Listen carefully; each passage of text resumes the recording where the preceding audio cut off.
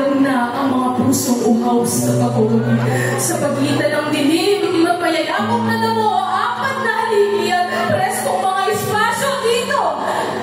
Dito sumiko lang pasimula ng kabisayan at talento.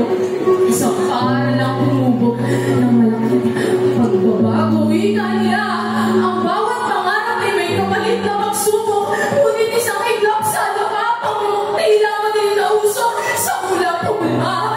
Ang siya palang magbabaging magbura. Nang magbinubuo pa lamang ito kung simula ay ng sulok at sahig ng silid. Ang niyakap ng putik dahil sa ulos na dinanas sa ating paralanin at patahimik. Pinalot ng makapal na dumi. Ang buhay pangarap na sintamis ng isang halik. Pagkaman naramdamang pait, tila pag-aasa rin ang kanilang ikinasabik. Sikat na araw ang unang bumungan sa bubong ng paralang mataas ang pangarap.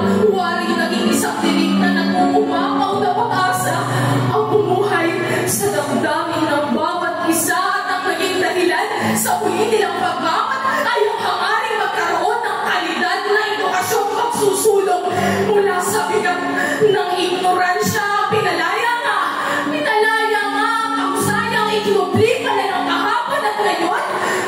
Sa oras na naririto tayong lahat na nakasubaybay sa paglago ng isa't isa, tanawa ang panibagong silangin sa paibalikan sa pakikibaka at pakikiisa at taas tawang sasampitin mula sa pangarap ng pundasyon.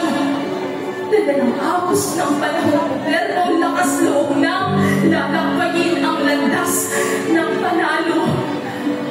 Ang ibinigay na oras sa atin ay maikli lamang kung kaya't paghusayan ang bawat minutong inilalaan at magpanatang maging magaling na siyang magsisilbing tulay patungo sa landas kung saan